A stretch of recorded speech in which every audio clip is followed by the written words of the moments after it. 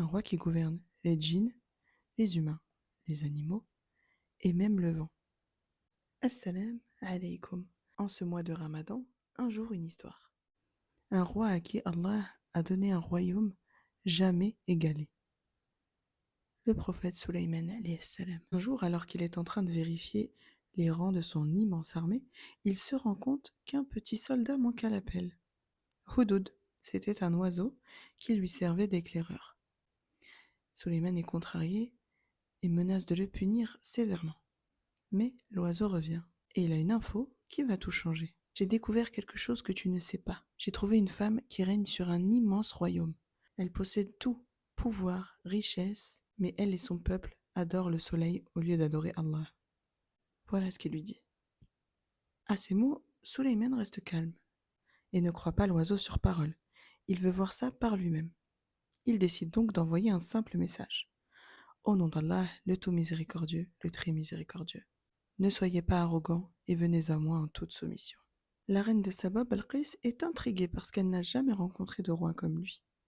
Alors au lieu de refuser ou de se braquer, elle prend l'initiative de lui offrir des cadeaux luxueux. C'est sa manière à elle de le tester.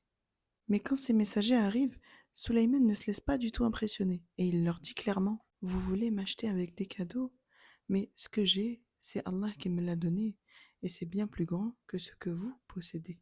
Et la Belqis comprend que ce n'est pas un roi comme les autres. Il ne cherche ni richesse, ni domination. Elle comprend qu'il y a quelque chose de plus grand. Alors elle décide d'aller le voir en personne.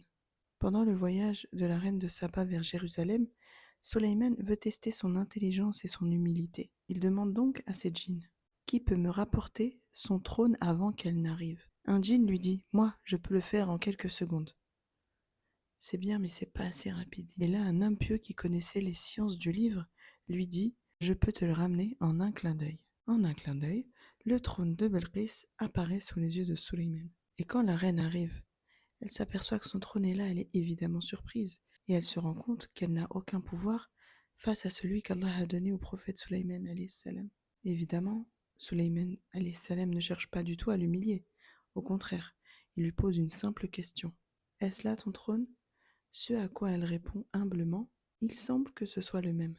Puis, lorsqu'elle rentre dans le palais, elle voit le sol en verre, persuadée que c'est de l'eau, alors elle relève sa robe pour ne pas se mouiller.